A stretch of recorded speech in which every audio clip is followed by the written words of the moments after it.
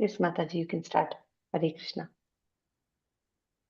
Hare Krishna Mataji, Hare Krishna everyone. Om Namo Bhagavate Vasudevaya. Bhaj Gaurango, Kaho Gaurango, Lahu Gaurangiro Naam Re. Bhaj Gaurango, Kaho Gaurango, Lahu Gaurangiro Naam Re. जे जन गौरांगा भाजे से हो আমার प्राण रे। जे जन गौरांगा भाजे से हो আমার प्राण रे। भज गौरांगो कहो गौरांगो लहो गौरांगीरो नाम रे। गौरंगा बोलिया दुबाहु तुलिया नाचिया नाचिया बेडाओ रे। गौरंगा बोलिया दुबाहु तुलिया नाचिया नाचिया बेडाओ रे। गौरंगा बोलिया दुबाहु तुलिया नाचिया नाचिया बेडाओ रे। भज गौरांगो कहो गौरांगो लहो गौरांगीरो नाम रे। गौरंगा भाजिले गौरंगा जो पीले होय दुखेरो अवसान रे। गौरंगा भाजिले गौरंगा जो पीले होय दुखेरो अवसान रे। गौरंगा भाजिले गौरंगा जो पीले हो दुखेरो अवसान रे। भज गौरांगो कहो गौरांगो लहो गौरांगीरो नाम रे। जे जन गौरांगा भाजे से हो আমার प्राण रे। हरे कृष्णा कृष्ण कृष्णा हरे हरे। हरे रामा राम राम हरे हरे। हरे कृष्णा कृष्ण कृष्ण हरे हरे। हरे रामा राम राम हरे हरे। हरे कृष्णा कृष्ण कृष्ण हरे हरे। हरे रामा राम राम हरे हरे। शिला प्रभुपाद की जय। हरे कृष्ण माताजी। Hare Krishna, Mataji. Very nice Kirtan. I'll share the screen. Let's begin with our prayers. Om Ajnana-timirandasya Jnananjana-shalakaya Chakshurunmilitamena Tasmai Shri Guruve Namaha. Shri Chaitanya Manobhishtam Sthapitam Yena Bhutale Swayam Rupa Kathamayam Dadati Swapadantikam. He Krishna Karuna Sindhu Dinabandhu Jagatpate Gopesha Gopika Kanta Radha Kanta Namostate Tapta Kanchana Gaurangi Radhe Vrindavaneshwari Vrishabhanusute Devi Pranamami Haripriye. Jai Shri Krishna Chaitanya Prabhu Nityananda Shri Advaita Gadadhara Srivasadi Gaura Bhakta Vrinda. Hare Krishna, Krishna Krishna, Hare Hare, Hare Rama, Rama Rama, Hare Hare.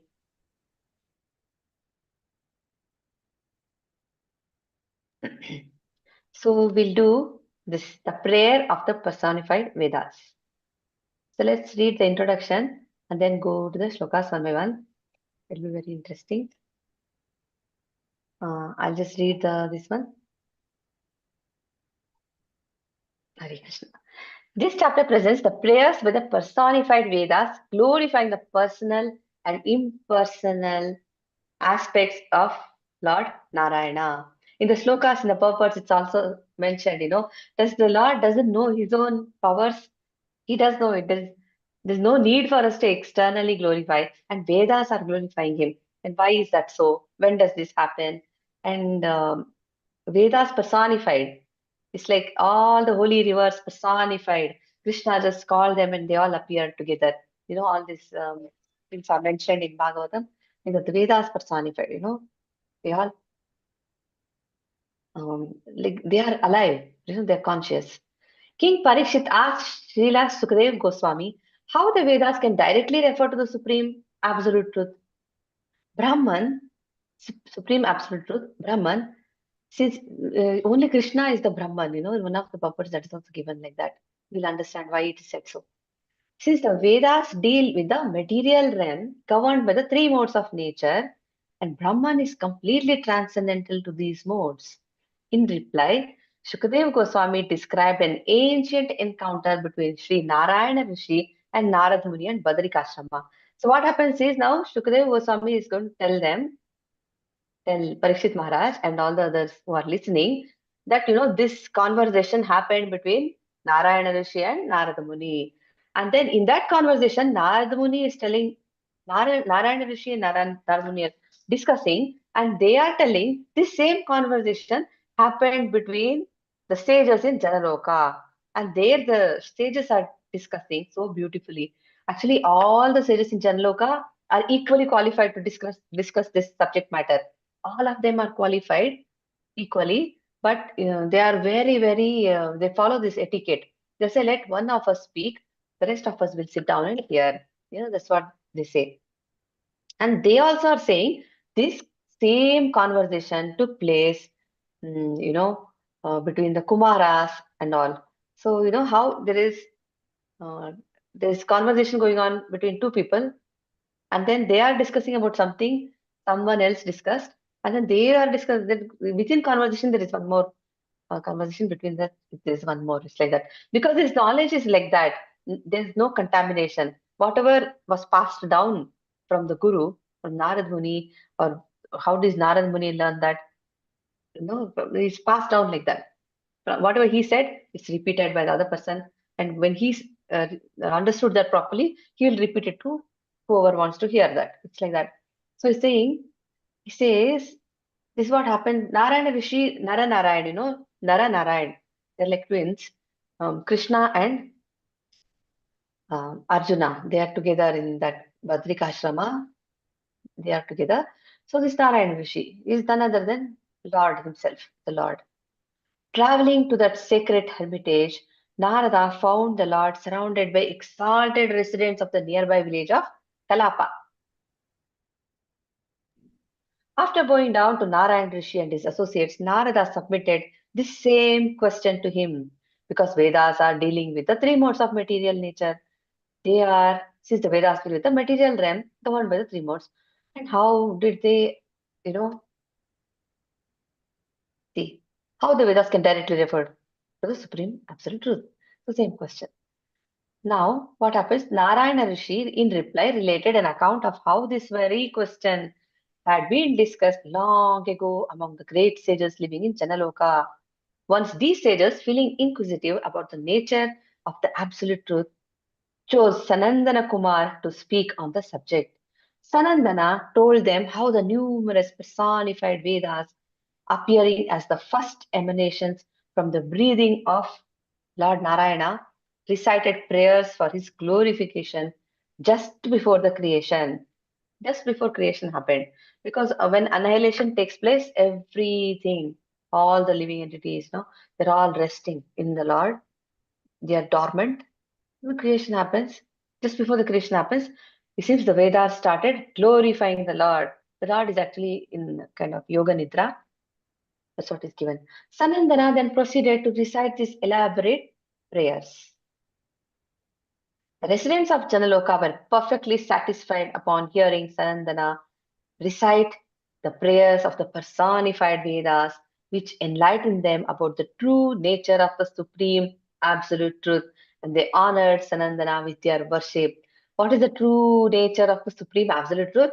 That is none other than our Krishna, the Shyamasundara, and Radharani is the female counterpart of the same absolute truth. So, when we read Bhagavatam, we know ultimate truth is Krishna only. So Narada Muni was equally satisfied to hear this account from Sri Narayana Rishi. Thus Narada offered his obeisances to the Lord, then went to his disciple Vedavyas, to whom he explained everything he had heard. See, he passed on that knowledge to Vedavyas. So we'll go through one shloka at a time. This is such beautiful. This is so, it sounds so philosophical and so deep, but there is conversations happening, and then they're trying to understand what is the absolute truth, what is real truth, and how did the Vedas glorify the Lord, what did they actually say, and everything, so many questions come up. So let's read this.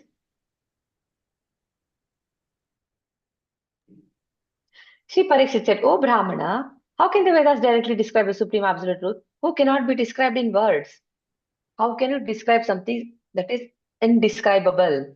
Nobody can describe the Lord because He is beyond the material modes of nature. He's the Adi, he's Anadi, he was beginningless, he has no material qualities, and it is not difficult, it's not a question of how difficult it is, it's actually impossible, that's how it is.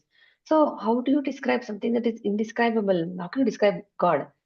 You know, the Vedas are limited to describing the qualities of material nature, but the Supreme is devoid of all these qualities, being transcendental to all material manifestations and their causes. Is it even possible to describe the Lord? So, before beginning this commentary on this chapter, Sridhar Swami says, see, they know none of the, all these are very elevated devotees, but when they are speaking, they don't take any credit because whatever they're speaking, the power to speak also comes from the Lord. So they understand that. So they are actually offering prayers. Are we qualified to talk about this matter? So let me first worship. So he's saying this. I worship Lord Narasimha, within whose mouth reside the great masters of eloquence, upon whose chest resides the goddess of fortune, and within whose heart resides the divine potency of consciousness. He's offering prayers before he even starts. Desiring to purify my sampradaya and being bound by duty, I will briefly comment on the prayers of the personified Vedas to the best of my realization. The humility you must watch, in material world, everybody is boasting. I know this much, I know too much.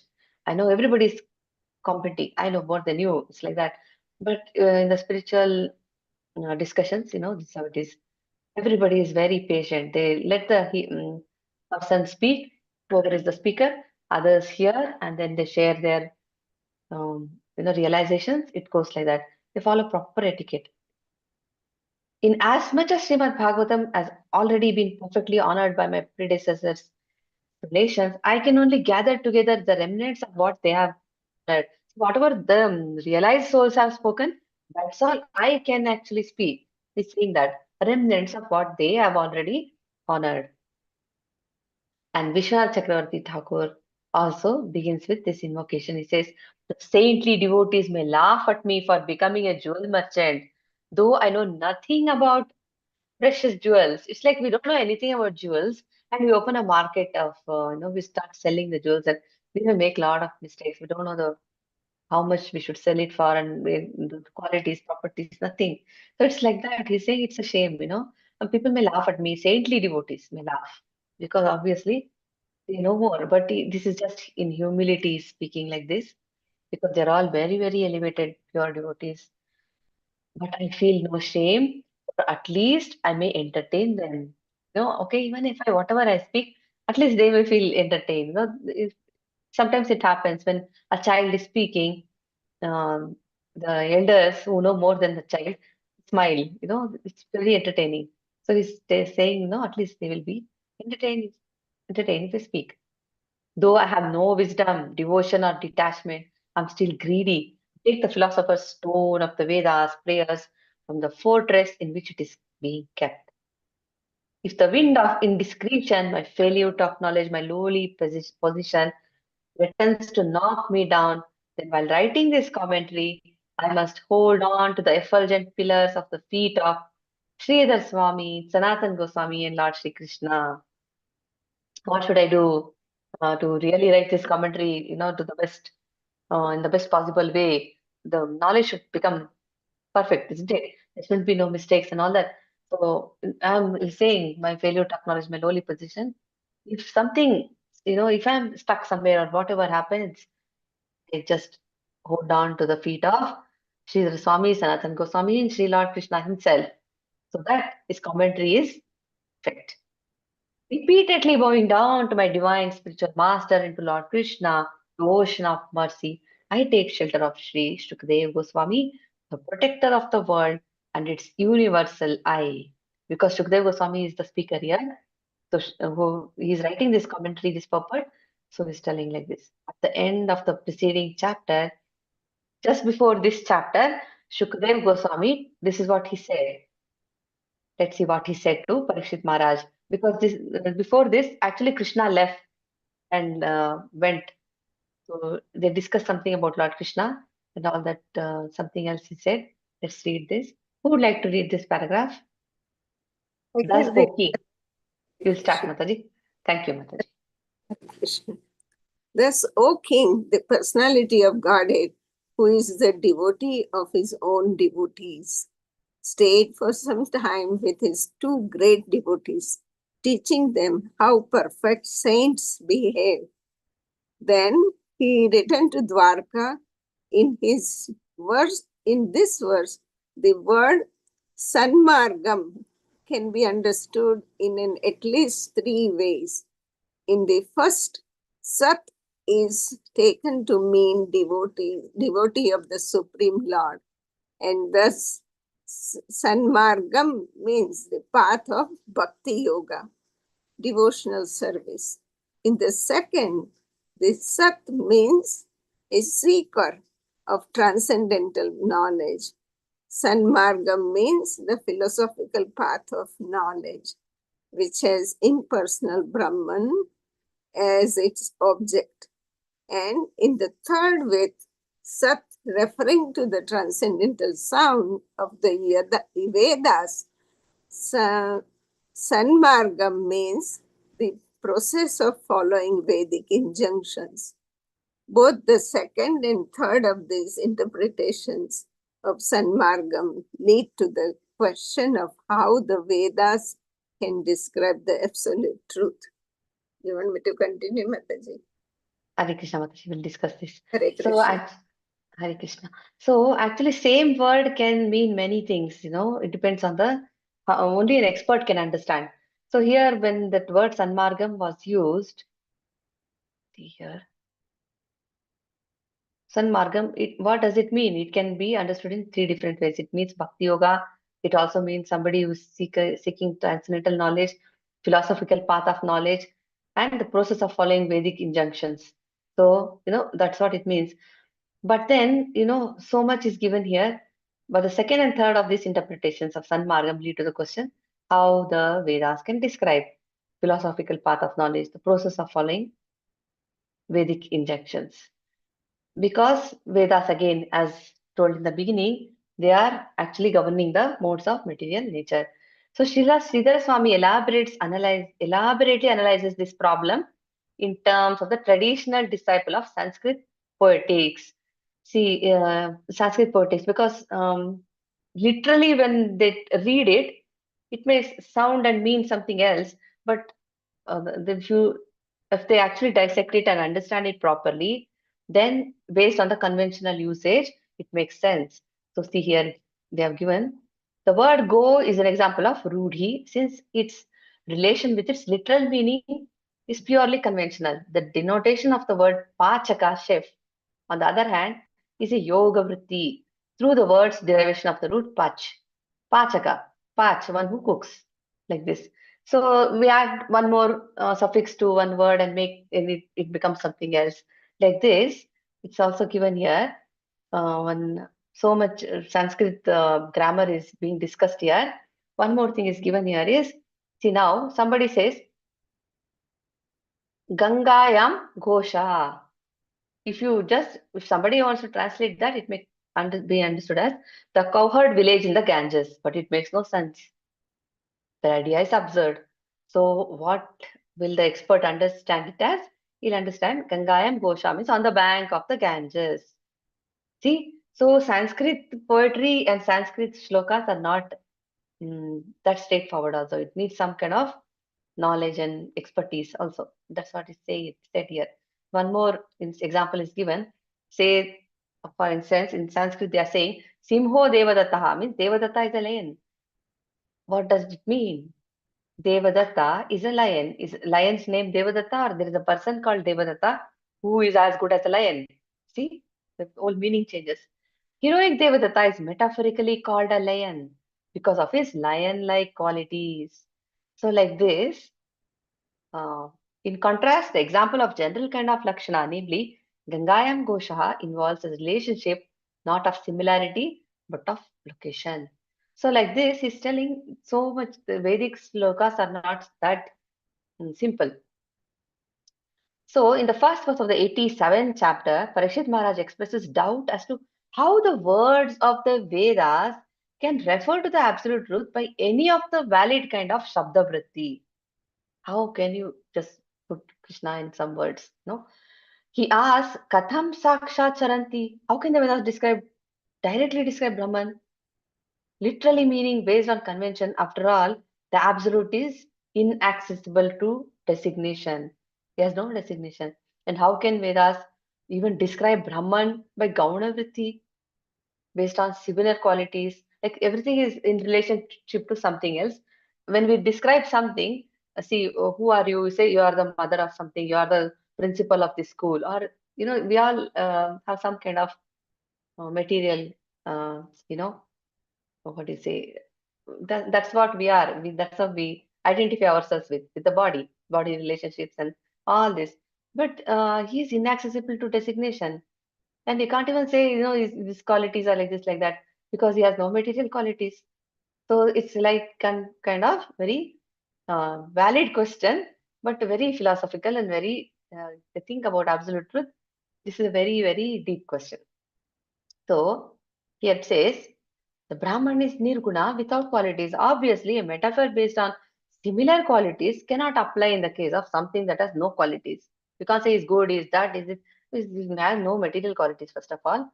So, how the qualitative descriptions? See, the Vedas are gunavritte, full of qualitative descriptions. But Brahman is nirguna. Furthermore, Parikshit Maharaj points out that Brahman is Sad Asatha Param, beyond all causes and effects, having no connection with any manifest existence, subtle or gross. The absolute cannot be expressed by the Yoga Vritti, a meaning derived etymologically or Lakshana metaphor.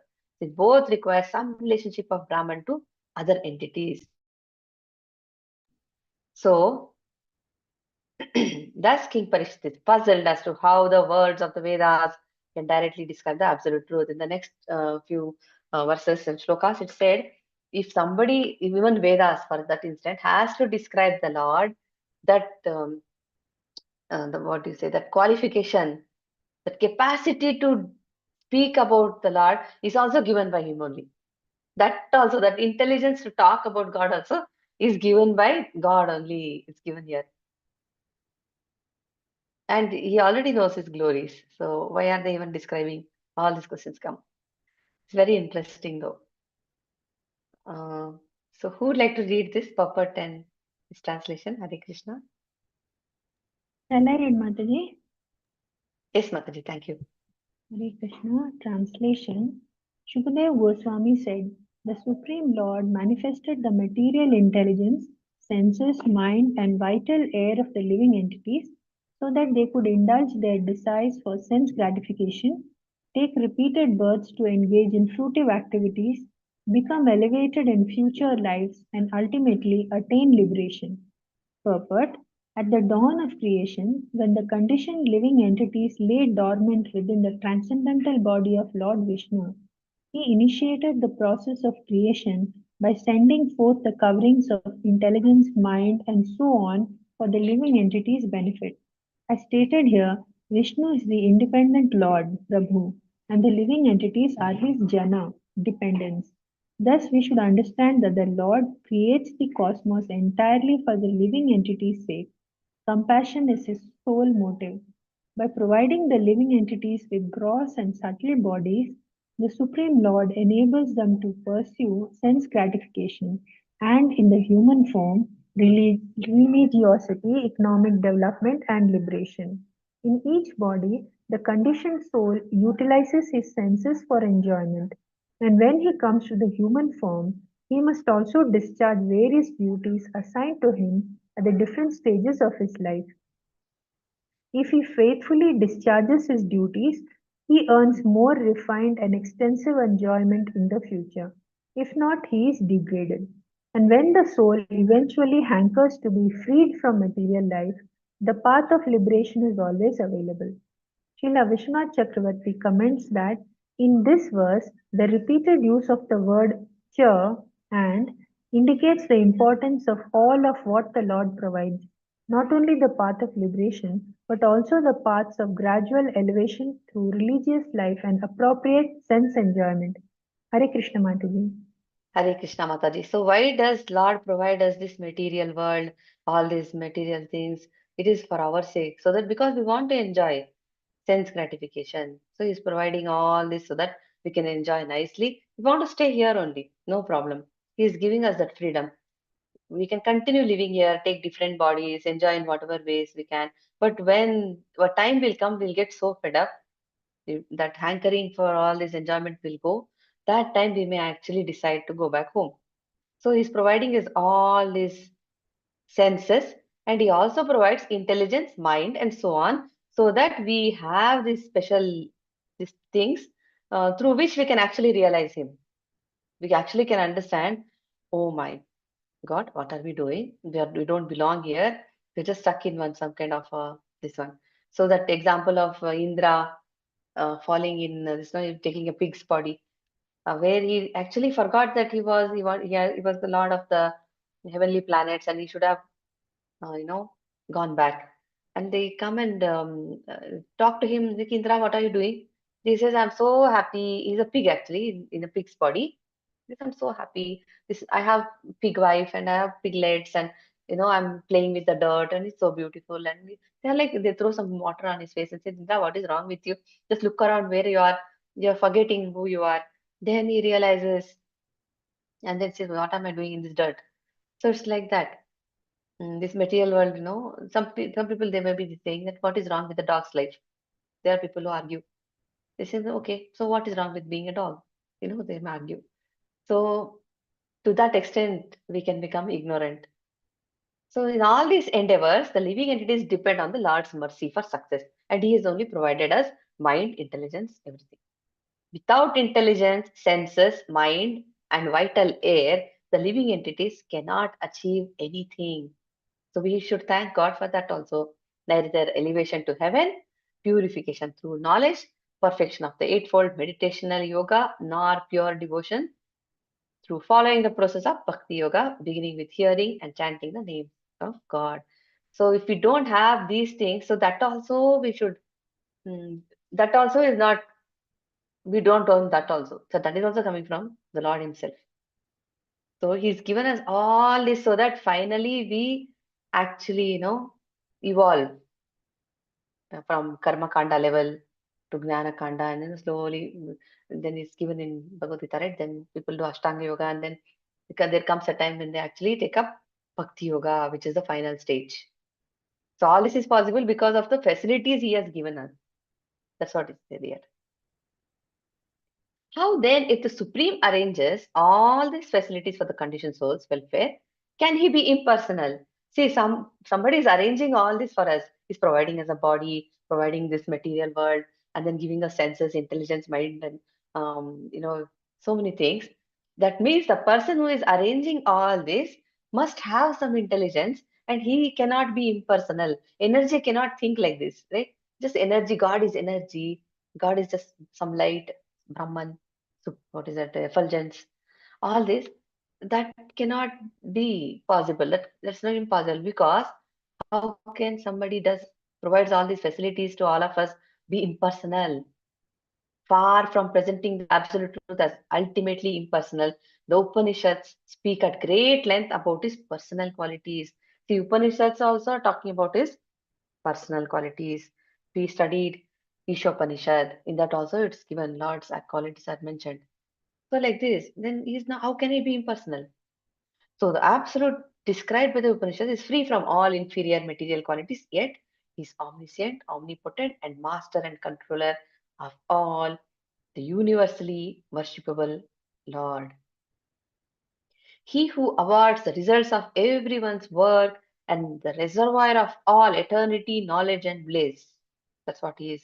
So Mundaka Upanishad says, he who is all knowing, from whom the potency of all knowledge comes, he is the wisest of all. He has to be the wisest of all because he is the one who's controlling, maintaining, and providing all this.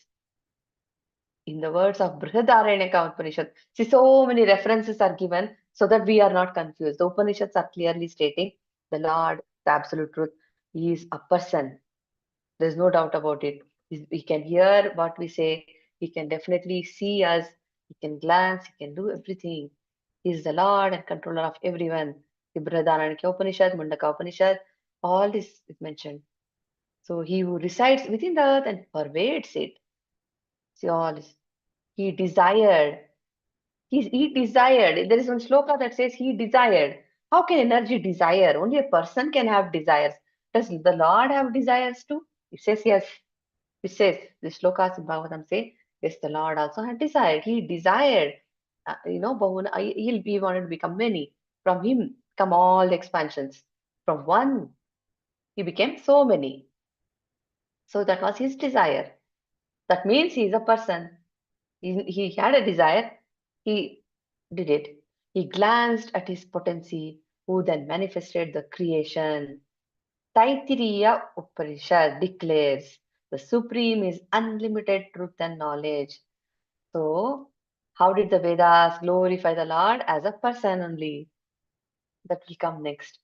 The phrase Tattvam Asi, you are that, is often cited by impersonalists as a confirmation of the absolute identity of the finite Jiva soul with its creator. You are that. They give a different description to this term. So, can someone read, please? Hare Krishna. Who would like to read?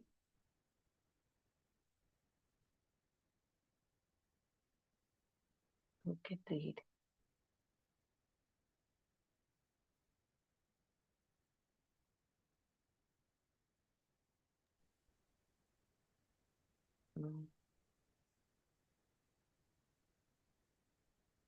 Hare Krishna, You want Mataji. to read, Mataji?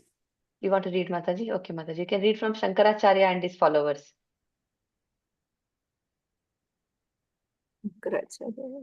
From here. Shankaracharya and his followers elevate these words to the state of one of the few Mahavakyas. Key phrases, they say express the essential purport of Vedanta. The leading thinkers of the standard Vaishnava schools of Vedanta, however, vociferously disagree with this interpretation. Acharya Ramanuja, Madhava, Baladeva, Vidyabhushana, and others have offered numerous alternative explanations according to a systematic study of the Upanishads and other Shrutis. You want me to continue, Mataji? Yes, Mataji, one more paragraph if it is okay. It's a big one, I think, but hopefully it's okay with you. Yeah. The question Maharaja Parikshit has submitted here, namely, how can the Vedas directly refer to the absolute truth, has been answered as follows by Shukadeva Goswami. The Lord created intelligence and other elements for the sake of the conditioned living beings. A skeptic may object that this answer is irrelevant, but Shukadeva Goswami's answer is not actually irrelevant. As Srila Vishwanath Chakravarti explains, answers to subtle questions must often be phrased indirectly, as Lord Krishna himself states in his instructions of to Uddhava, Bhagavatam 11.21-35. Paroksha Vada Rasai Paroksham Mama Cha Priyam. The Vedic seers and mantras deal in esoteric terms, and I also am pleased by such confidential descriptions. In the present context, the impersonalists on whose behalf Parikshit Maharaja asked his question cannot appreciate the direct answer. So instead, Srila Sukadeva gives an indirect reply. You say that Brahman is indescribable by words, but if the Supreme Lord had not created the intelligence, mind, and sense, then sound and the other objects of perception would all be just and indescribable as your Brahman.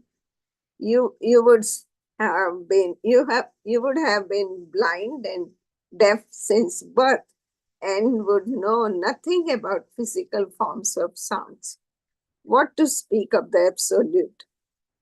So, just as the merciful Lord has given us all faculties of perceptions for experiencing and describing to others the sensation of sight, sound, and so forth, in the same way, He may give someone the receptive capacity to realize Brahman.